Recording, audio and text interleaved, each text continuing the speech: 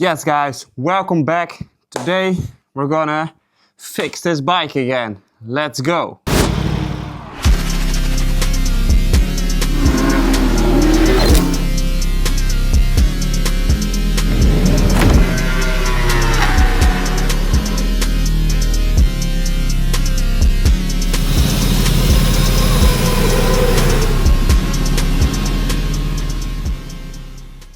So all the new parts have arrived.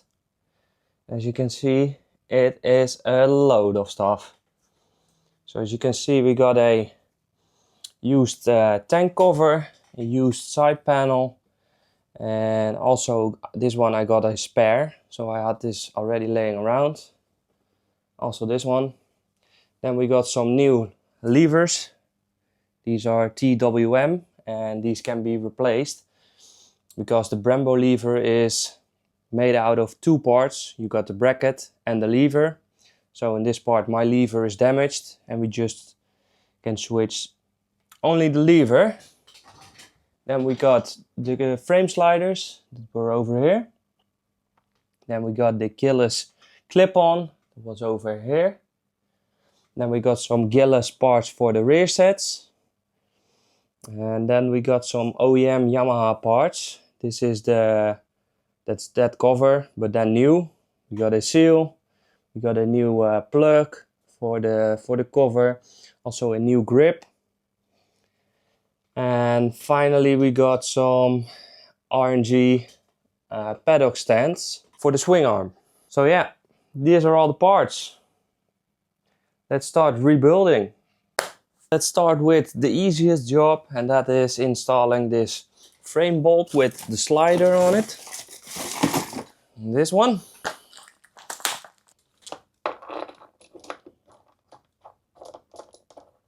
This bolt needs to go on 70 Newton meters. So we're putting the torque wrench on 70. Like that. Now put on the slider. This is just hand tight. First job done. Alright, let's start on the ignition cover. First we need to remove the old gasket, and then we can move on to the cover itself. So yeah, let's start working and remove the gasket.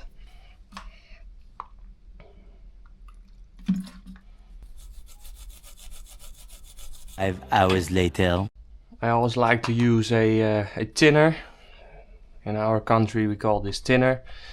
I don't know how you call it in English, but this works really good for removing the gasket. With some Scotch-Brite and some tinner, you will get the gasket easily off. So yeah, the whole gasket is removed. It's fully clean now. We only have to blow out all these bolt holes, and then we can work on the cover itself. So let's start with removing the electronics from this cover and install it on the new cover.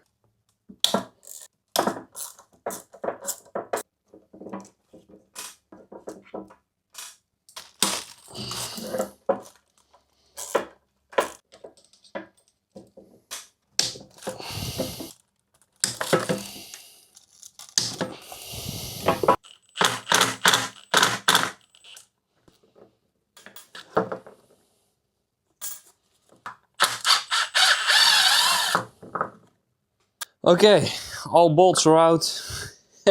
They were on there really tight, but we got them. So now we can remove the electronics. Just like that. And then the cover is done. So now let's unbox the new cover.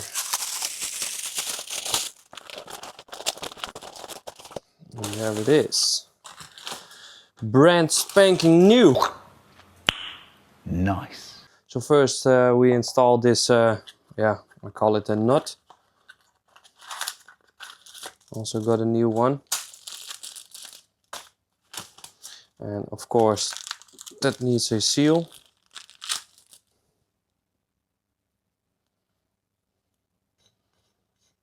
And now let's check the service manual on what torque spec this nut has to be.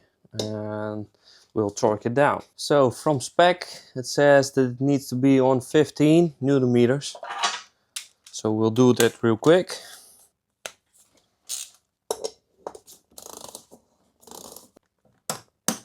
That one is done. Now let's start installing the electronics. If they're clean, and as I see they are clean.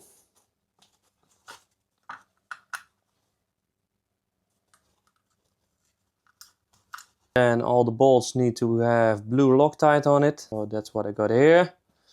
And the bolts need to go on 10 Newton meters. These ones need to go on 10. And we take this small torque wrench. This one can go on 10. Just decreasing the bolts so the Loctite sticks good to the bolt. First I screw them in by hand so they are good in the threads.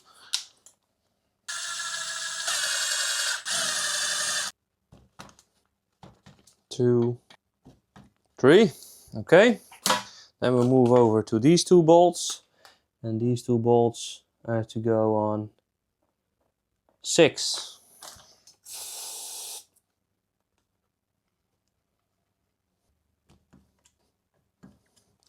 Alright, and the last bolt needs to go on 10. Alright, done. Always rewind the torque wrench to keep the torque spec calibrated. So the cover is done. Now we got a fresh new cover. Only thing we have to do now is this one, and then we can reinstall it on the bike. Right, first we'll clean out these holes.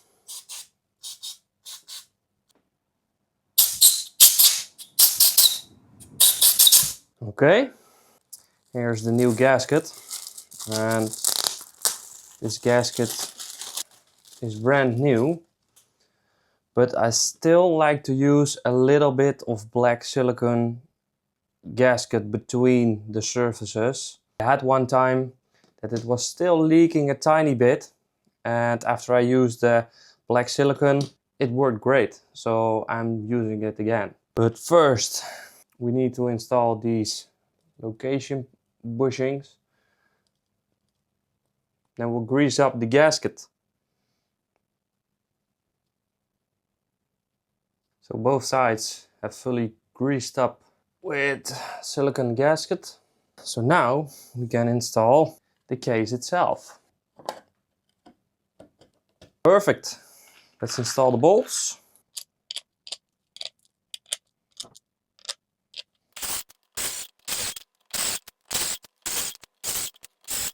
And then these bolts need to go on 10 Newton meters.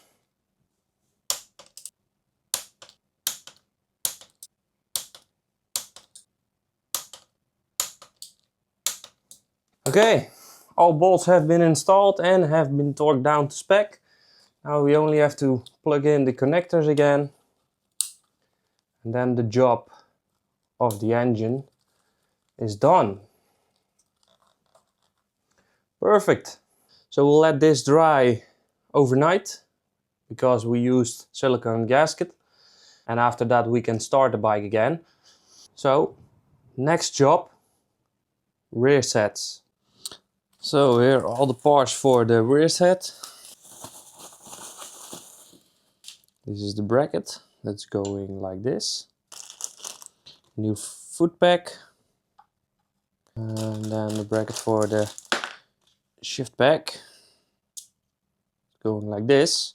So first we give this a little clean, and after that we're gonna assemble it all together. Right, let's start with this bracket.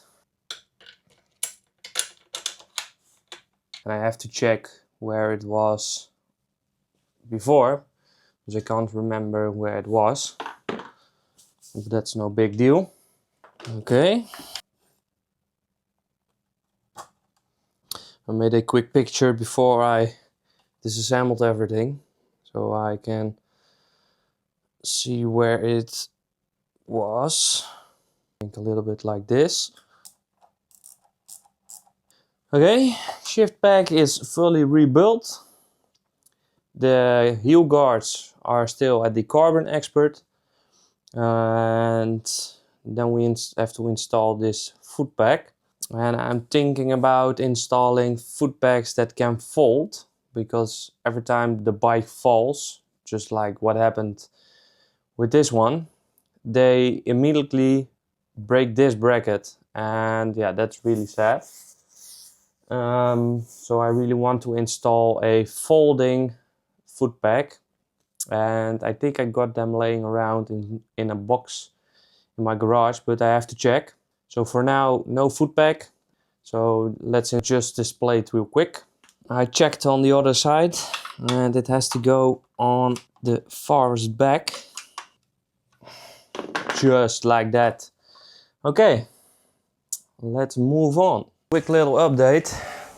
I was going further on the bike, but the painter called me and they said my parts were ready. So as you can see, here are all the freshly painted parts, including the tank. And as you can see, no damage on the corner anymore. And we got the front tank cover, is also fully painted, and some side panels. I painted these side panels as well because they are on the edge of the tank, so you can't really see the quality difference, because all the parts around the tank have been repainted. So yeah, that's why there are a couple more fairings that have been painted. But now we can move on to the tank and install the fuel pump again, the fuel cap, and then put it on the bike again. So that's what I'm gonna do now. Okay, let's get the fuel pump, put it inside the tank. Then we get this plate. Okay.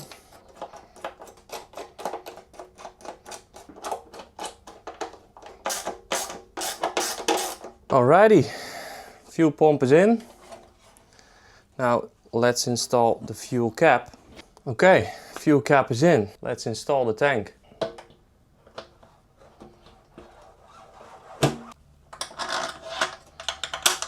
Fuel tank is on.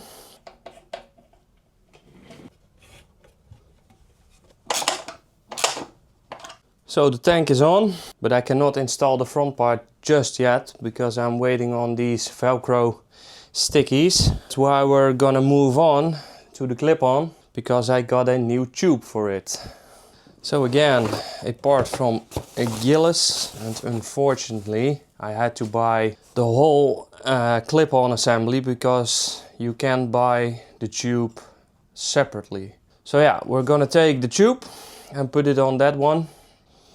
So I placed the clip-on mount on my fork stem because it's easier to rotate this bolt out.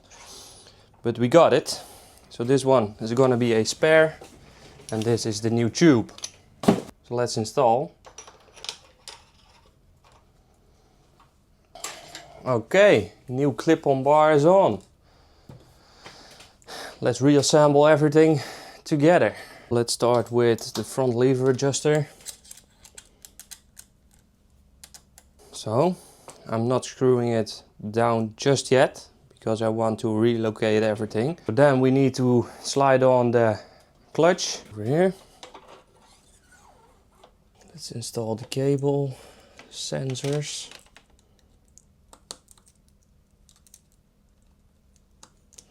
Okay, now the clutch.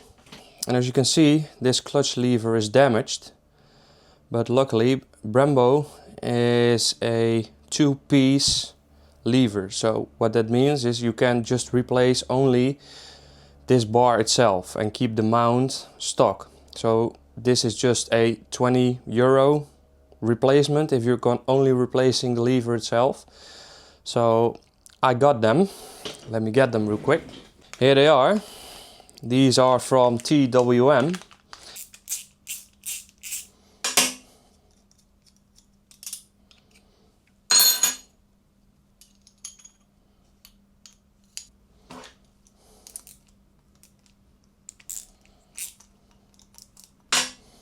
Right, clutch lever refreshed. Let's install it. So first you put it in this one, then move it down, put it inside the brake bracket, inside the clutch bracket, then put in the bushing and then push in the clutch. Okay, clutch lever done. So everything is still loose because we have to position everything. Now we move on to the control unit. It's going over here. So let's get the bolt real quick. Okay, so this is it for now. Now we'll put on the grip. And of course we got a new one. Here it is. So I'm gonna use some gel glue to put in this tube, because otherwise it will gonna rotate and we don't want that. So this is the stuff I'm gonna use. First we need to degrease the handlebar. Then we take our glue and put it in the front of the grip. Not too much, but because you put it in the front, it will push itself through the whole grip.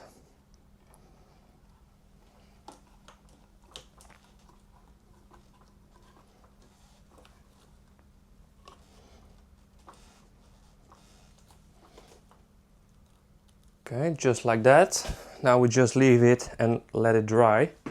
So now we know where this control panel has to go, because we know the distance now of the grip, and this one has to go against the grip. Control unit is on. Now let's angle the clutch lever. Okay, awesome. Clutch is done. Now the front brake adjuster.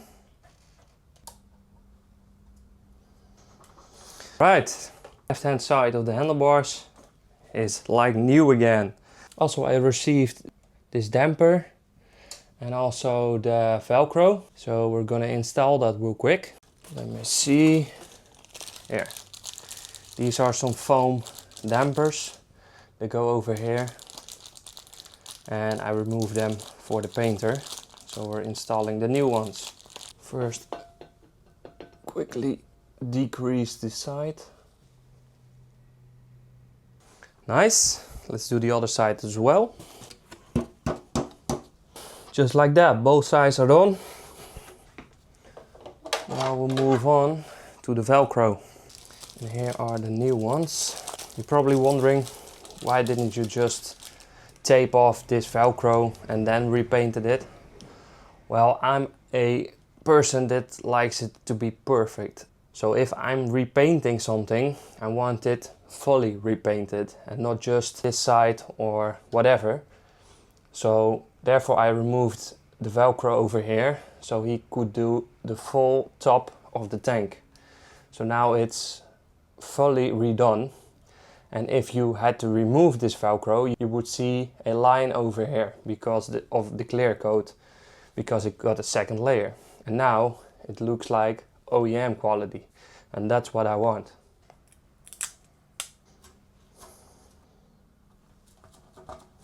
Second one done. Let's move on to this front piece. So let's install this front piece. Front piece is back on. So now we can reinstall the front part of the tank.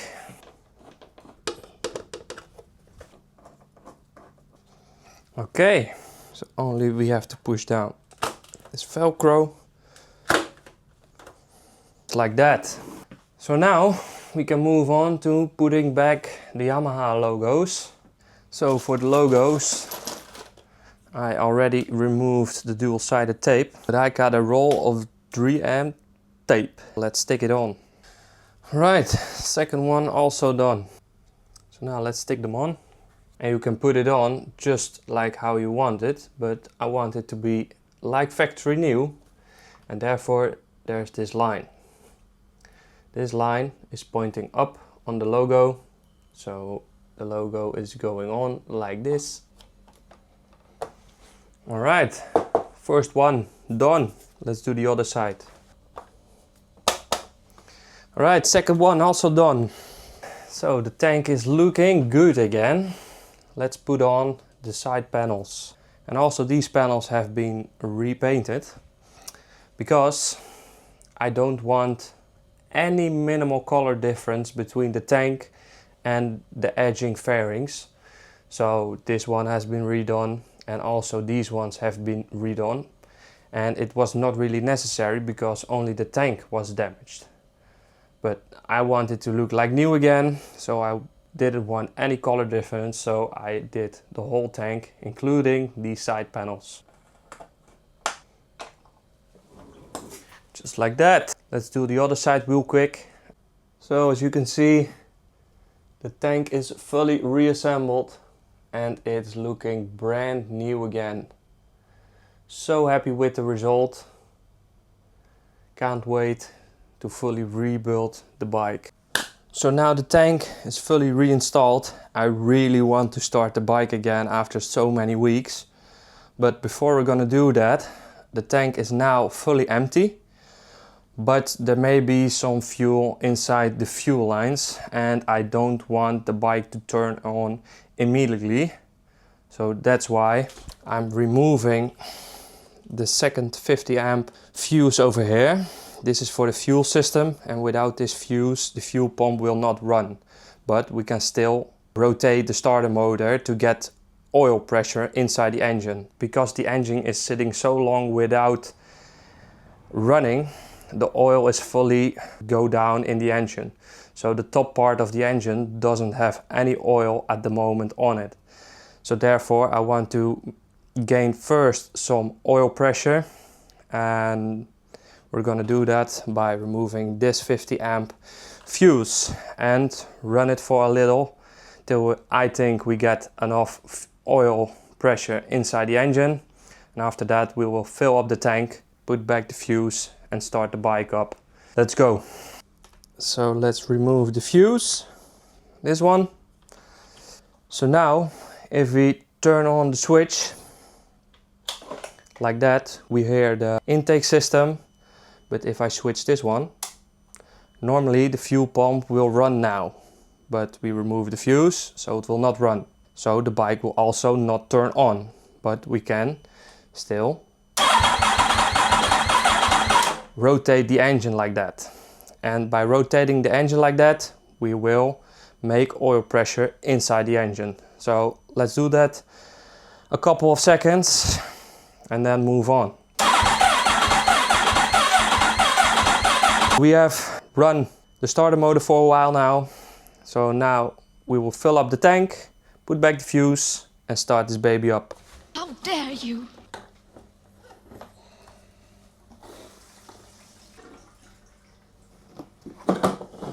Alright. I've put in 10 liters of fuel. That should be enough. So now let's put back the fuse. Alright. So now if we turn on the ignition, the fuel pump will also run. And as you have heard, you heard the fuel pump. So let's start. There we go.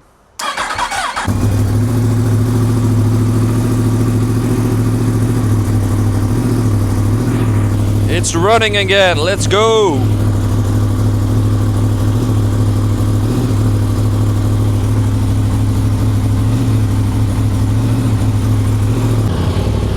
So the engine has run for a while, so it's got a little bit of heat inside the engine. So we'll give it some revs.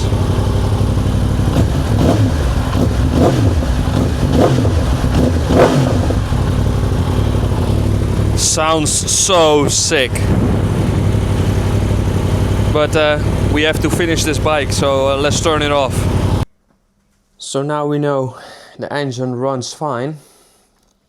We will move on to the next part of this build, and that is boom. The carbon has come back from the carbon expert, but this will be for the next video. This video is already really long and I don't want to bore you guys out. So for the next part, we will start adding the carbon fiber and finish the bike. See you in the next one.